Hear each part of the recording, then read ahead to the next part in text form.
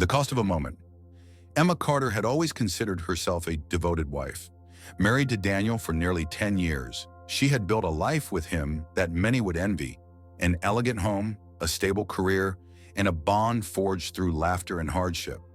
But even the strongest foundations can be shaken by a moment of weakness. It started innocently, as most affairs do. At her firm's annual gala, Emma met Liam, a charismatic and charming consultant. His wit and confidence stood in stark contrast to Daniel's steady, reliable demeanor. They talked about work, about life, about dreams long abandoned in the wake of responsibility.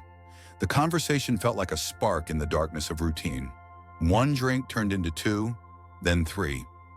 When Liam brushed his fingers against hers, Emma didn't pull away. The guilt was distant, like a faint whisper drowned out by the thrill of the moment. That night, she crossed a line she never imagined she would. What followed was a whirlwind of deceit, secret meetings at hotels, whispered phone calls, and stolen glances at the office.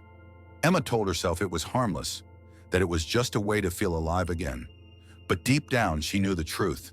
She was betraying the man who had given her everything. The weight of her actions became unbearable when she came home one evening to find Daniel waiting for her, a quiet sadness in his eyes. He wasn't angry. He wasn't accusatory. He simply asked, "Are you happy, Emma?" The question shattered her illusions. She wasn't happy. The excitement of the affair had faded, replaced by guilt and paranoia. Liam was never going to be her future. He was a symptom of something broken within her, something she should have faced instead of running from it. Emma confessed everything that night. She expected Daniel to yell, to curse, to leave, but he didn't. He listened, his expression unreadable. Then he stood, walked to their bedroom, and quietly shut the door. For the first time in years, Emma felt utterly alone. The following weeks were a waking nightmare. Daniel didn't leave, but he wasn't really there either. The warmth in his eyes had vanished, replaced by a cold distance.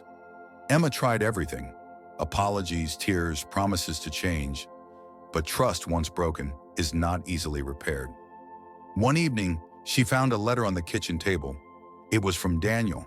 In it, he explained his pain, his heartbreak, and his uncertainty about their future.